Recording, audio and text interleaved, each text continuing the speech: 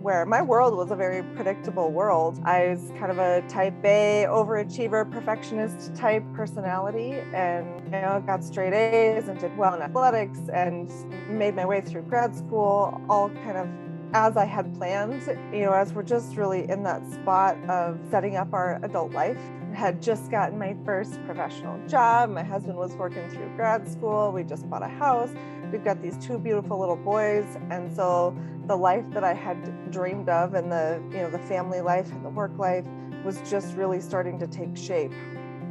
And then one day out of the blue, every parent's worst nightmare became my living experience. They say when a baby is born, so is a mother. But while you are there to help your baby grow into the person he or she is meant to be, who is there to help you? Many women feel lost and alone when they become mothers, wondering, who am I now? Sometimes it feels like the transformation from woman to mother is as radical as a caterpillar's transformation into a butterfly. Did you know that inside the chrysalis, the caterpillar literally turns into goop before it rearranges itself into a butterfly? This podcast is about the goop, what soul transformation looks like as you transition from being a woman to a mom. Your baby's growth matters, but yours does too. You're not alone. I'm your host, Brittany Ming. Welcome to the Motherhood Metamorphosis.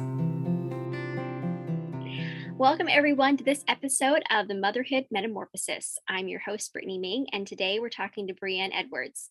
Brianne is the author of 1,000 Pounds. She is also a wife, mother of 6, physician's assistant, and founder of Lach's Legacy, a nonprofit created in memory of her son. So welcome, Brianne. I'm super happy to have you here today. Thank you so much. This will be a fun conversation. I'm looking forward to it. Yeah. So you had reached out to me to do the interview when I put a call out there for season 3 contributors, and you wanted to talk about your son and the impact he's had in your life and what that has meant to you as you've moved through your motherhood journey. So I was wondering if you could tell us about him and about your story. The story is the story of metamorphosis for me has really come primarily through my grief and the loss of Lachlan. So his story, he was 10 and a half months, happy, healthy boy, developmentally doing everything he needed to be doing. And he did not wake up from his nap one day at daycare. And so I was really coming from a place where my world was a very predictable world. I was kind of a type A, overachiever, perfectionist type of personality, and got straight A's and did well in athletics and made my way through grad school, all kind of as I had planned it to go. And so, as we're just really in that spot of setting up our adult life, and had just gotten my first professional job. My husband was working through grad school. We just bought a house. We've got these two beautiful little boys. And so the life that I had dreamed of and the family life and the work life was just really starting to take shape. And then one day out of the blue, every parent's worst nightmare became my living experience. And so really with that, like, I love your analogy of the goop, because it's a complete kind of deconstruction of who you are and how you go about the world and how you think the world should work. And it's a physical, social, emotional, spiritual kind of crumbling and rebuilding. It's such a big experience, and it encompasses so much that it sometimes makes it really difficult to talk about, because there's no one conversation that can really encompass all of what that meant. Do they know what happened? Like how he died? Yeah, they diagnosed it as a SIDS death. And so SIDS is really a diagnosis of exclusion, meaning when they've ruled out every possible cause and don't have anything left, then it's labeled as a SIDS death. Yeah. So I know you described it as every mother's worst nightmare. I think a lot of times when women think, oh, I can never go through that, or I don't know how she's going through that, we often don't even know how to approach a friend or a situation to enter into someone's story. So could you maybe tell us how you walked through maybe the first year, or how maybe you woke up each day as a way to give insight into supporting a friend, or maybe a woman who is like, I'm in that space and I'm not quite sure how I'm going to keep going. Yeah, I love that question. And that's really the space where doing the grief work that I've done and starting the nonprofit was really inspired from that place of needing connection, but at the same time finding it really difficult and difficult to find the right people and the right resources that could be a support through that. I found early on there just seemed to be a different way that other bereaved parents would talk to me about my loss. I found people who had not had that experience oftentimes kind of wanted to dance around the hard questions or didn't really know what to say, and you could just feel kind of the discomfort and the awkwardness. Whereas when I was talking to other bereaved parents, they weren't afraid of my pain, and I think that's primarily it. Is just, I mean, because there were a few people that came into my life that had not experienced the loss of a child, but they too could approach me without being afraid of what it was that I was experiencing. And so they came to me not needing to fix my pain or to dodge my pain or to try to offer some sort of comfort, but they could really just sit with me in it. They were able to ask me questions about, things like what was hardest right now, or what was I missing the most, or what am I finding helpful? And just really a lot of open-ended questions to just share in my experience. And there was so much and peace around being able to have those hard conversations, very hard conversations. But there's also so much processing that happens when we can get those thoughts and feelings outside of us, kind of organize our stories by telling them and retelling them. And so really like that companionship that I found from those people that were able to just step into that space with me was what I wanted to be able to offer to other people as well. Just a starting ground, a starting place to be able to go there and to really process those big, hard things. Yeah. I heard a quote once that said, grief unobserved cannot heal. And I thought, wow, that was really profound to me, that if people don't see our grief, we almost feel like we're not allowed to process it. Or if we're not seen, somehow it's like invisible. But when you can show it to other people, that act of being seen actually allows healing. Is that, and that's what I'm hearing you say, is like when people were able to see your pain, that created a space where you were able to move a little step forward, or accept the story that as it was happening. Does that resonate with you? Yeah, absolutely. So then, one, when people are just being able to sit with you in it, and willing to see it for what it is without trying to fix it, that leaves space to not feel like you have to defend your grief or your pain or your experience, that it can really just be what it is. And I don't have to cling to it tighter, to prove to anybody else that it's as painful as it is. So yeah, just really like not needing to defend that grief. And then we also can spend a lot of time when just trying to avoid the pain and fearful of what people might say or how those conversations might go or which things might trigger a wave of grief. And by being able to sit in the company of other people and for those waves to be okay in that space, that also was helpful for me in not feeling like I had to hide from my grief or bury it or run from it, but that it was really okay for me to feel whatever it was I was feeling in that moment, and then work through that. And sometimes there's nothing to do about it except just feel it and let it be what it is. Yeah. And I think that that grief can change over time. I've had a miscarriage, so that's my experience with loss. It's not, I think child loss and miscarriage are related, but I didn't ever get to know my baby like you got to know your son. And so I think that as I think, oh, today it would be 5 years that little baby would be starting kindergarten, or on the anniversary of my due date. I always feel those things. So, can you talk about, as it's been many years since he has passed away, can you talk about how your grief has changed you, but also how it's changed as you think about milestones, or you think about having another child after he has passed away? Yeah. So let me start with just talking about having another child. And I see, in my grief ministry, I get to talk to a lot of bereaved parents that are kind of all over the spectrum as far as where they're at in wanting to have another child after a loss.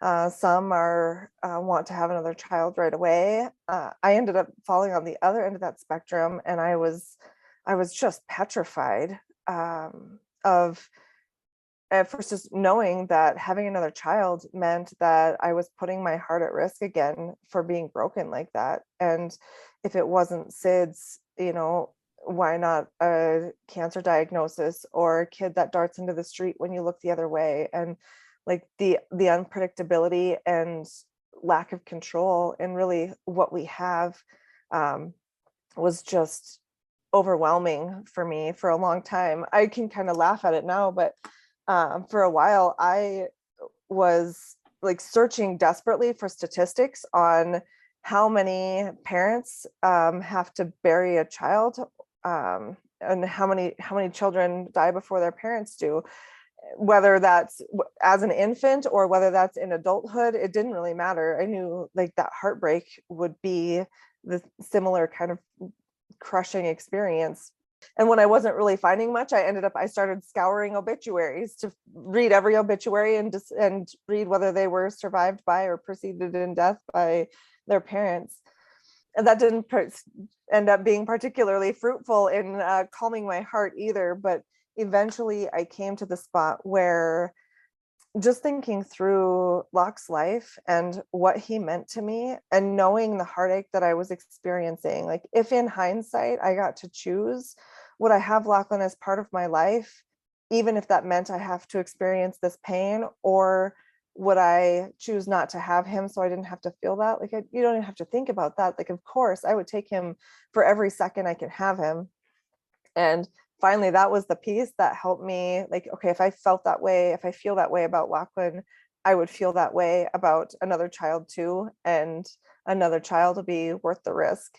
And so now we have 4 more since him, and right there, they're every blessing that you could hope and dream for. But as we keep like moving forward with life, I notice Lachlan's absence all the time. It's daily that I notice that he's not here. I'm gonna tear up a bit. I tell my That's story okay. so often, but That's okay. my the neighbor kids get together and play, and I see the gap, and I wonder what it would look like and how they would interact if Lachlan was here as a 15-year-old. And I think about where would he sit in the car and what our bedroom arrangement would be if he were here, where he would sit at the table, like those daily things. I miss his extra pair of shoes. We've got a heap of shoes at the door, and I notice that his aren't there. Those daily little reminders. How do your Yeah. kids talk about him? Yeah, we have really had a very open sort of dialogue about Lachlan. His pictures are on the wall with everybody else's, and especially what we're doing with the foundation. And we have a yearly Run for Their Lives event that we do that the kids get to be a part of. And so being that grief too is part of the ministry that happens from our house, it's a very open conversation. And even the ones that came after him that never got to meet him, they love him and they feel like they know him to some extent, and they notice that he's not here too. They miss him. They feel like there's somebody that they're missing that they never got to meet, and they look forward to, even we talk about heaven more often than probably most households do, and in a little different way maybe than most households do. And even my littlest ones you look forward to the idea of heaven and getting to meet their brother. And so yeah, it's built in, not big moments, but little conversations throughout the day as they need to come up. For my oldest, so he was 2.5 when Lachlan died. And so that process has been a little bit different for him developmentally. As he's grown, we've had to come back and kind of revisit more of the grief and the circumstances around when he died, explaining things kind of in new terms and in new ways as he's grown in his ability to understand that. He has his own kind of bittersweetness around not having much for memories of Lachlan, being that he was so little, but wishing that he would, because he was the only sibling that got to meet him. That's like so bittersweet. Yeah, that's, it makes me think. So the book that I wrote is called 1,000 Pounds, and it's based on an analogy that I've used about grief from the very beginning. And that in the beginning, it feels like somebody drops 1,000 pounds on your chest, and you can't think and you can't breathe, and it is just crushing and paralyzing. You can't. It's so much that it really interrupts how you can do anything in life and what you can think about. But it's a weight that never goes away, and we can either choose to let it destroy us, and we continue to stay crushed underneath that weight, or little by little we find little bits of resilience and hope and healing and comfort that we can, and eventually we can learn to carry that weight. And so it's a weight that I still hold, and I in the ways that I was just talking about, in noticing his absence every day, but yet it's a weight that I can now carry comfortably, and life is beautiful and joyful and good in all the ways that life can be. You talked about how you chose to say to yourself, would I want him to be here even if I was going to lose him, or would I not want to have him in my life and not experience that grief, and how that was maybe a mental turning point for you. Can you talk about some of the other little choices that you've made to say, I'm going to keep living. I'm going to I want to seek healing. Can you talk about some of those practical ways that you have? Because we use the word choice and saying you can choose to live under that weight, or you can choose to keep living. And I know sometimes women might feel like, I can't keep living. I don't have a choice. Like this is going to kill me. So can you maybe share some of those practical ways that you found to keep living with that weight? And I was definitely in that place for a long time too, where I was bitter and I was angry, and just to get through every daily task was an enormous feat. Some days the only goal is just to breathe for the day. And so in that place of being crushed by that weight, where every daily task was impossible to do, I met a mom who had lost 3 of her kids. Her 3 were walking home from the pool, and they were struck by a vehicle, and all 3 of them died. And so while I was in the place of feeling angry and bitter and resentful about this life that I now had to figure out how to live, I was also noting that when people experience extreme suffering, there tends to be 2 responses. And you see the people who seem to get more angry and bitter because of their experience. And then there's another group of people that tend to be softer and more genuine and more loving, and really just become beautiful, peaceful people because of their experience. And so like standing in that place where I felt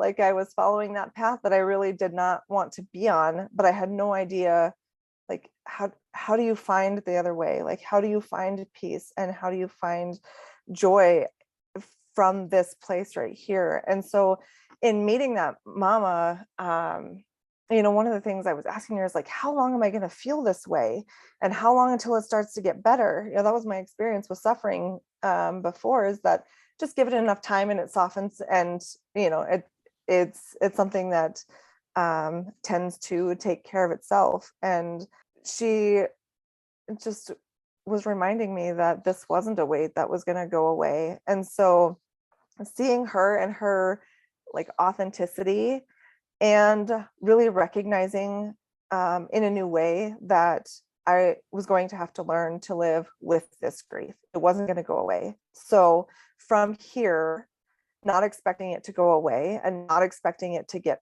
better per se, what can I do to make this more bearable? And so then little by little, it's just, it's wrestling and it's trial and error and it's a battlefield.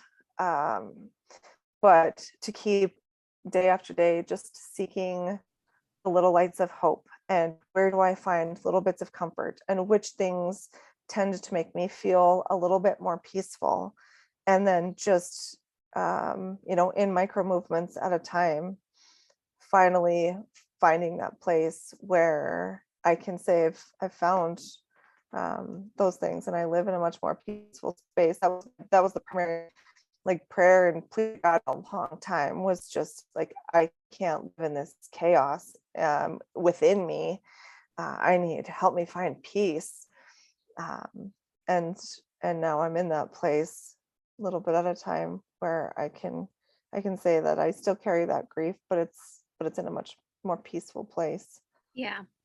I know that you have used your grief to help others with the legacy you created and with your book. And I know that when I went through my miscarriage, that was just a devastating time in my life. And I think the way that helped me through, and I want to hear about your story after I share this, was I became a co-leader for a grief group for a motherhood organization. So even as I was walking through my own grief, I was meeting with women twice a month who were experiencing miscarriage or child loss or infertility. And I was able to listen to their stories and share mine. And we just kind of held that space together. And I also wrote about it. So as a writer, like that was an outlet for me. And I know it also has been for you. So I think, and also another thing that I do now, because it's been many years since my miscarriage, is I make memory quilts for women who are going through a miscarriage now. They're usually purchased by a friend or a family member, and they're just a very small quilt, and it says loved. And I want it to be the baby is loved and the mother is loved. And so it's just something to hold while you're grieving, and a way to say you're holding something that says your grief is observed. So, and that's something that helps me continue to honor my miscarriage, but also says I'm going to push my grief out into the world in a way that honors my loss. So I'd love to hear about Lach's legacy and how you've done that in your own life to honor him. Yeah, I love the way you described that. And really, there's something just extraordinarily beautiful about finding those ways that through service and through offering something to somebody else in memory or in honor of our own loss and grief and our own experience, just a mutual benefit there. When I was early in my grief and just formulating the ideas of Lach's legacy and what that would look like, there was so much of it that felt like I was thinking about Lach 100% of the time. And so to be able to take those thoughts and take that pain and do something that felt helpful and hopeful and would offer something to somebody else in their grief in honor of mine, just that mutual benefit there has turned out to be a huge part of my healing, and has also then been an avenue of kind of starting that road of healing for other people too. Mm. I think because it creates connection, and that's what we need. Like we need to be seen, and we need to for our heart to be connected to somebody else in a way that says you're not alone, and me too. Not it's going to be okay, or I don't know, like the platitudes that people say to try to get you to stop being sad or get you to feel better or don't cry, like those things don't help. But the being seen and mutually supporting another person who's going through that, I think that has been a huge part of my personal healing, and it sounds like it is for you. So, can you tell me what your nonprofit offers to parents who are going through grief and loss? Sure. Our primary mission area is within South Dakota. And so we've got a threefold mission. One, to provide grief support to families who have experienced a SIDS-like death and an unexpected loss of an infant.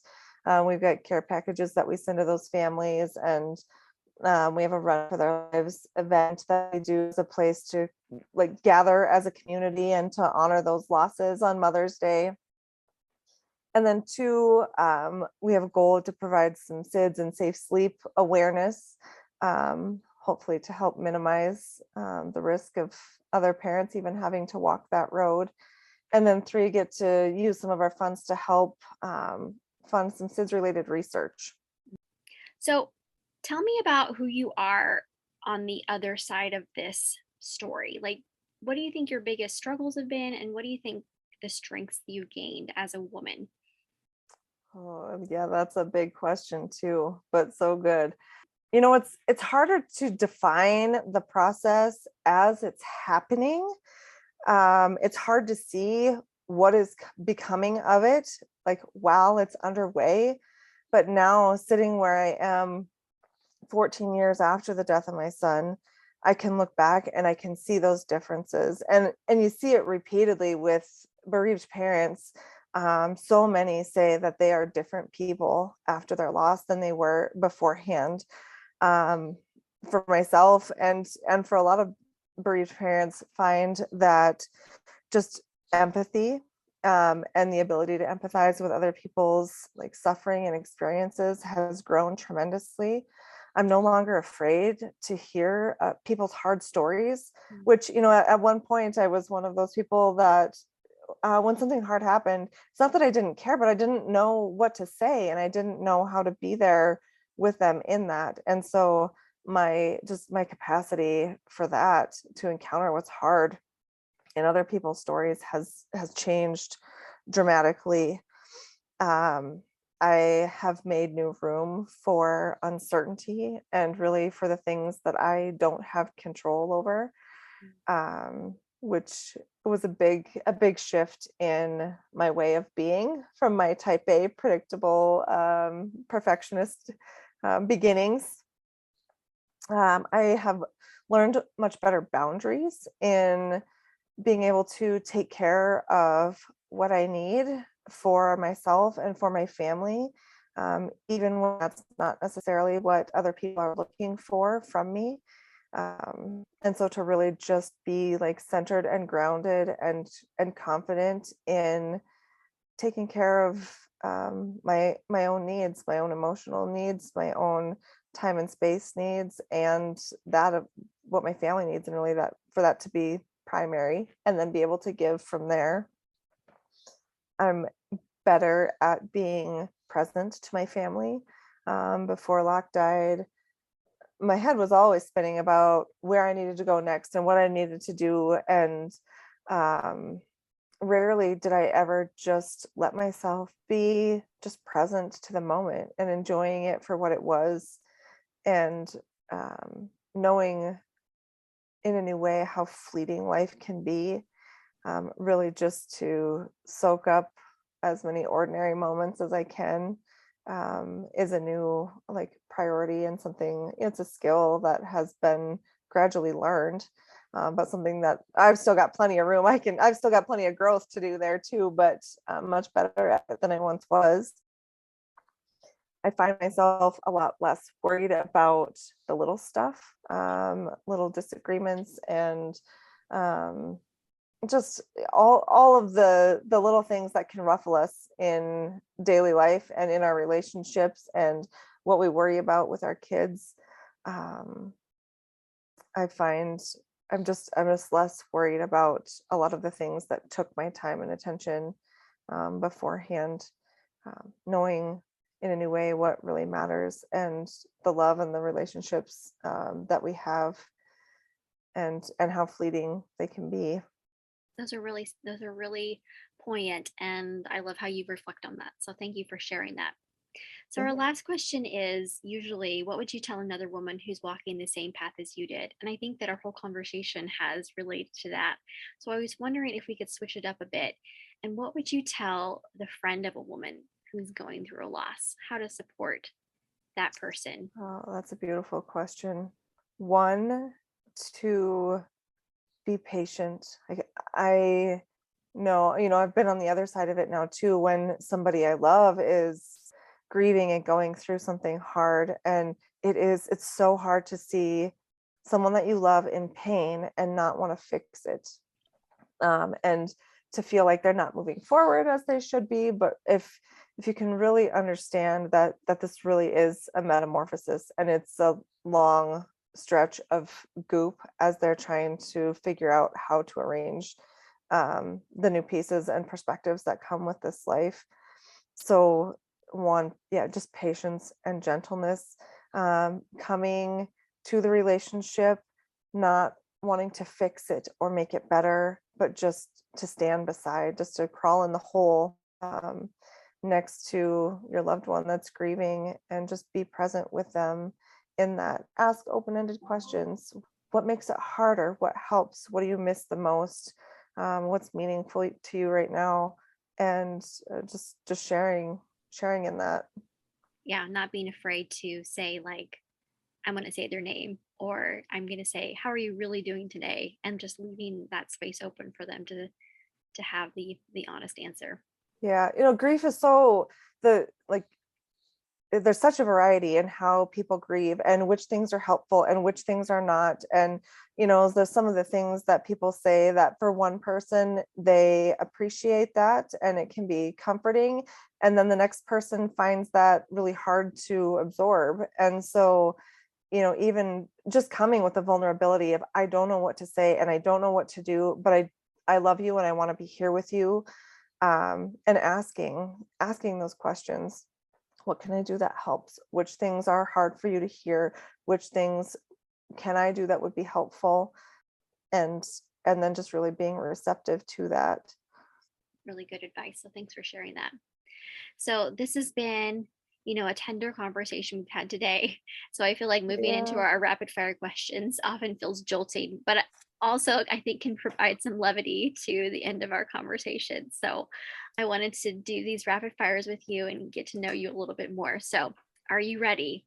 Let's do it. Okay. Which Disney princess would you want to take out to coffee? Oh, this is a hard one. We do a lot of Disney princesses at my house right now. One of my first thoughts is Belle, as an introverted book reader type. She'd probably be right up my alley. Yes, but the other one that I thought about right away is not necessarily a princess, but Mirabelle from Encanto, and her ability just to appreciate people and their gifts without adding pressure to what they have to offer. So yeah. I love both of them, and I like your explanation. I relate with both of them too. All right. Would you rather spend a weekend at a cabin in the woods or in the city with great restaurants? Cabin in the woods. What is an ordinary moment that brings you great joy?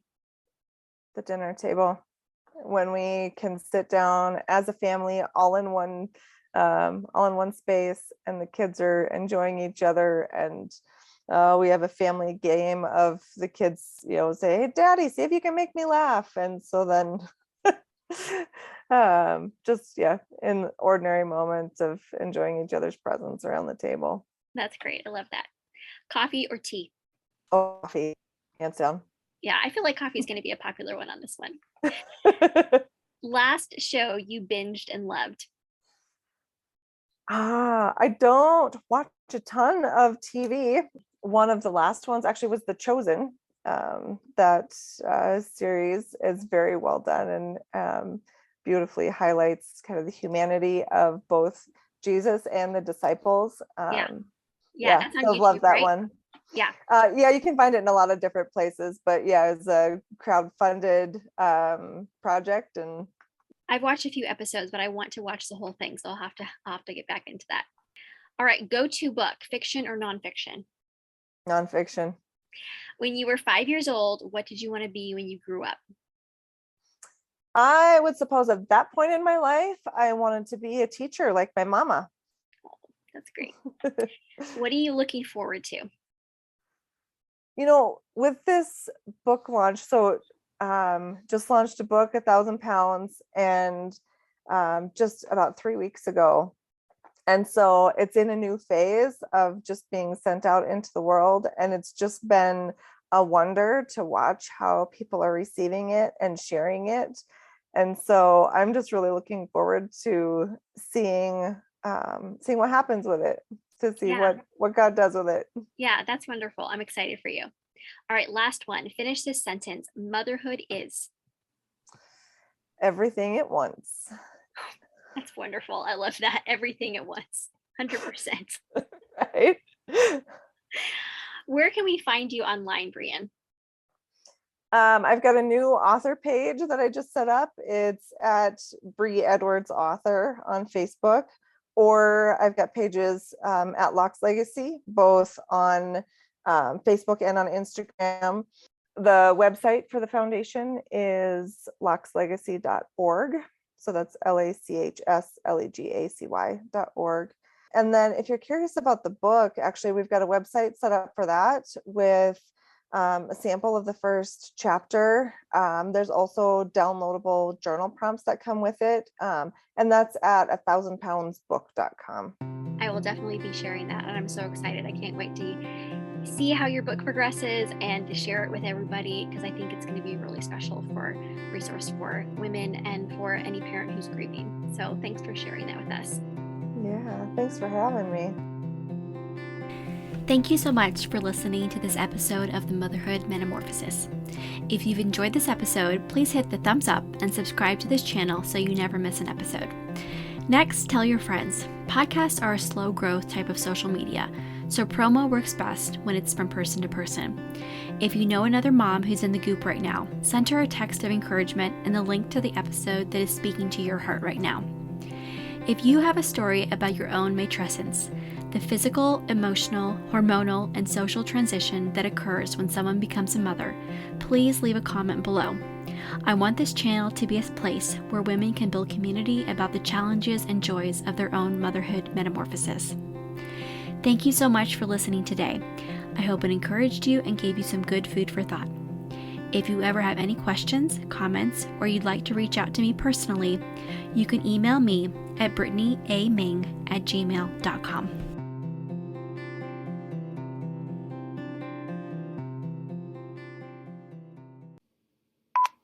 Hang on. I've got a little one who's saying mommy, mommy. So okay, no problem. Oh, that makes me happy that we got a pause for that. Yeah.